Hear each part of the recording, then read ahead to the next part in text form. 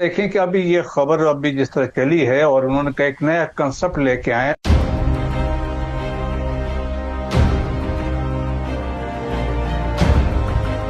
ये कोई तरीका नहीं है, मगर हिंदुस्तान बाज नहीं आता है। लेकिन अब इन्होंने मिसाइल यूज कर रहे हैं और मिसाइल में इतना वार हेड होगा। डीआरडीओ ने एक बार फिर से धमाल मचा दिया है और इस बार तो भारत ने न केवल इतिहास बनाया बल्कि ड्रोन से सफलतापूर्वक दाग दिया है मिसाइल। सब यहाँ पे सवाल ये बड़ा अहम है कि पहली बात ये कि क्या पाकिस्तान के पास इस तरह के हथियारों से निपटने के लिए कोई तौर मौजूद है। इसके अंदर क्या बात है? इसके अंदर ये बात है कि भारत ने ये कहा है कि द न्यू इज नॉर्मल, इसलिए ये खौफ है ना पाकिस्तान के अंदर, पाकिस्तानियों के बीच ये खौफ इसलिए पाया जाता है। हर वक्त बार बार ये बात इसलिए की जाती रहती है, ये चलती रहती है। अभी जो हमने बनाया है UAV precision guided strike missile के द्वारा हमने जो बनाया है, इसके अंदर पूरे जो कंपोनेंट्स है भारत के अंदर ही बने हैं।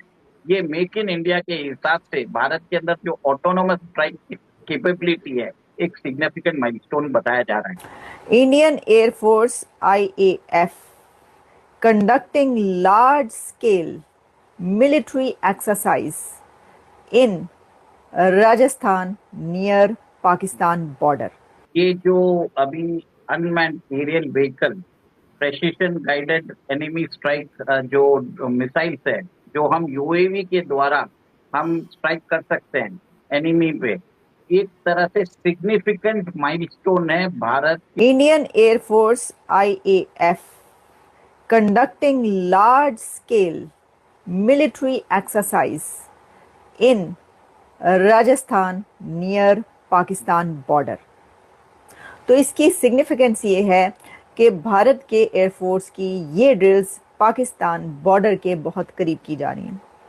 अब देखें कि ऐसे सिनेरियो में जब अभी कुछ दिन पहले दोनों कंट्रीज के बीच एक 4 दिन की जंग हो चुकी है या जंग का ट्रेलर चल चुका है, ऐसी सिचुएशन में जब दोनों में से कोई कंट्री भी ड्रिल्स करेगा, अगर सिर्फ ड्रिल्स भी करेगा, सिर्फ अपनी एक्सरसाइज भी कंडक्ट करेगा, तो तब भी बात होगी। ना कि ये तो पाकिस्तान के बॉर्डर के बिल्कुल साथ है, तो बात तो होगी।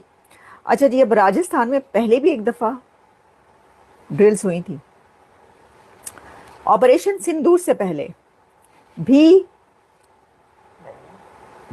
इंडियन एयरफोर्स की तरफ से एक्सरसाइज कंडक्ट की गई थी, लेकिन वो सिर्फ भारतीय एयरफोर्स की तरफ से ही नहीं की गई थी। अगर आपको याद हो, पाकिस्तान की तरफ से भी एक्सरसाइज कंडक्ट की गई थी, मशकें जारी थी, मशकें हो रही थी उसमें, बल्कि पाकिस्तान और चाइना ने मिलकर भी कोई एक्सरसाइज की थी।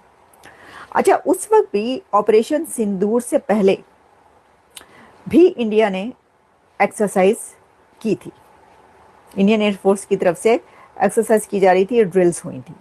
तो उसके फौरन बाद हमने ये देखा कि ऑपरेशन सिंदूर हुआ। अच्छा, उससे अगर आप और भी पीछे चले जाएं, आप बालाकोट तक भी पहुंचे, तो बालाकोट की स्ट्राइक से पहले भी इंडियन एयरफोर्स ने ड्रिल्स की थी। तो इसलिए अब ये बात की जा रही है कि क्या ये किसी नए अटैक की तैयारी की जा रही है या क्या पाकिस्तान पर भारत की तरफ से एक और हमला हो सकता है।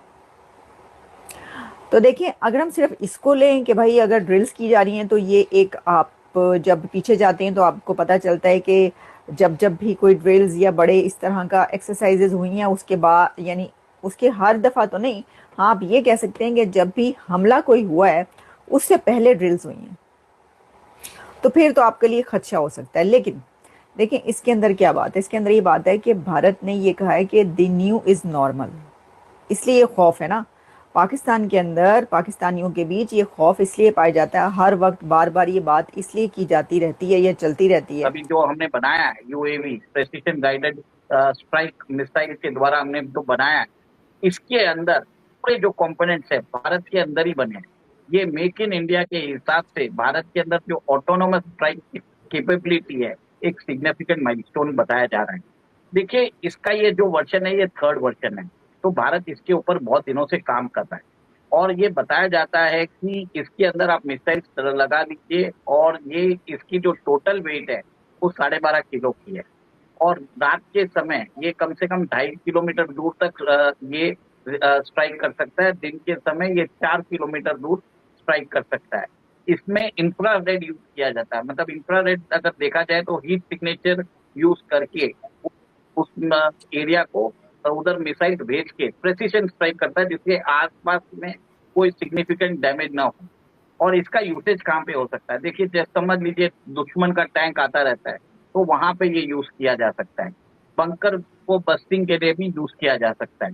फिर प्रेसिशन टारगेट्स के लिए भी यूज किया जा सकता है। समझ लीजिए अगर हमारे इंडियन ओशन रीजन में पाकिस्तान का कोई शिप वॉरशिप आ जाता है, तो आप इसको भेज दीजिए और वहां से जाके दूर से ही 4 किलोमीटर दूर ही आप उधर मिसाइल छोड़ दीजिए, तो ये सीधा जाके वो उस शिप को डिस्ट्रॉय कर देगा। ये एक मैंने तरह से उदाहरण दिया है। इसमें क्या है, यूएवी होने से हमारे जो सोल्जर्स की जान है वो एक तरह से सुरक्षित होती जाती है। Significant loss of human life हमारा भी नहीं होता और एनिमी में भी नहीं होता है। हमें प्रिसीजन गाइडेड इसके लिए किया जाता है कि हम परफेक्ट आदमी को एलिमिनेट करने की कोशिश कर रहे हैं। आपने भी देखा होगा कि ऑपरेशन सिंदूर में हमने 22 मिनट में आपने देखा कि कैसे we had strike 9 to 11 location strike किया था।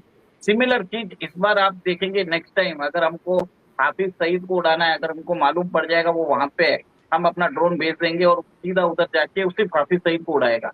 नेक्स्ट टाइम इतनी ज्यादा चीजें नहीं हो। मैं इसके लिए बता रहा हूँ कि लोगों को समझ में आ तो जाएगा कि निशी, क्या मैं यही सवाल मैं जानना भी चाह रही थी फॉर पीपल्स अंडरस्टैंडिंग कि क्या ये जो पूरा सिस्टम है ये इंडिया को एक टैक्टिकल एज दे सकता है इन मॉडर्न वॉरफेयर अगेंस्ट जैसे बॉर्डर है हमारा चाइना और पाकिस्तान का? भारत की रक्षा ताकत को और मजबूत करने की दिशा में एक और बड़ा कदम उठाया गया है और यह कदम है ULPGM-V3 मिसाइल का सफल परीक्षण। अब आप सोचेंगे कि ये ULPGM-V3 है क्या? दरअसल ये एक अत्याधुनिक गाइडेड मिसाइल है जिसे पूरी तरह भारत के वैज्ञानिकों ने खुद विकसित किया है और इसका परीक्षण किया गया आंध्र प्रदेश के कन्नूर में, जहां DRDO यानी रक्षा अनुसंधान और विकास संगठन ने इसे नेशनल ओपन एरिया रेंज में सफलतापूर्वक लॉन्च किया। इस जगह को NORB के नाम से जाना जाता है। यह मिसाइल खास बात यह है कि इसे आज के मॉडर्न युद्ध के लिए डिजाइन किया गया है, यानी दुश्मन को खत्म करना, लेकिन अपने सैनिकों को बिना किसी जोखिम में डाले।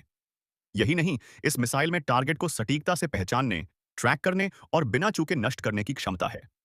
परीक्षण के दौरान इसने न सिर्फ अपनी स्पीड और बैलेंस का दम दिखाया, बल्कि जो टारगेट था उसे एकदम क्लीन हिट किया, यानी ऐसा लग रहा था जैसे बटन दबाया और टारगेट गायब। रक्षा मंत्री राजनाथ सिंह ने भी इस उपलब्धि पर खुशी जताई और DRDO की टीम और उनके इंडस्ट्री पार्टनर्स को खुले दिल से बधाई दी। उन्होंने X यानी ट्विटर पर कहा कि भारत की सुरक्षा क्षमताओं को इससे जबरदस्त बढ़ावा मिलेगा। उन्होंने यह भी कहा कि भारत अब आत्मनिर्भर रक्षा प्रणाली की ओर और तेजी से आगे बढ़ रहा है। खास बात यह है कि इस मिसाइल को केवल युद्ध के लिए नहीं, बल्कि सैन्य प्रशिक्षण और रणनीतिक मिशनों में भी इस्तेमाल किया जा सकता है। यानी एक तरह से यह सिर्फ एक हथियार नहीं, बल्कि एक रणनीतिक समाधान है, और वो भी पूरी तरह मेड इन इंडिया। यह मिसाइल ऐसे समय में टेस्ट की गई है जब भारत अपनी सीमाओं पर खतरों से निपटने के लिए पूरी तरह तैयार रहना चाहता है, और ऐसे में ULPGM-V3 जैसी गाइडेड मिसाइल सिस्टम भारत को वैश्विक स्तर पर एक सशक्त सैन्य राष्ट्र के तौर पर खड़ा कर देती है। तो दोस्तों, यह सिर्फ एक परीक्षण नहीं था, यह संदेश था उन सभी को जो भारत की ताकत को आज भी कम आंकते हैं। अब आप बताइए, क्या भारत अब रक्षा क्षेत्र में आत्मनिर्भर बन रहा है? क्या ऐसी तकनीकें भारत को विश्व की टॉप डिफेंस पावर बना सकती हैं? अपने विचार कमेंट में जरूर बताइए।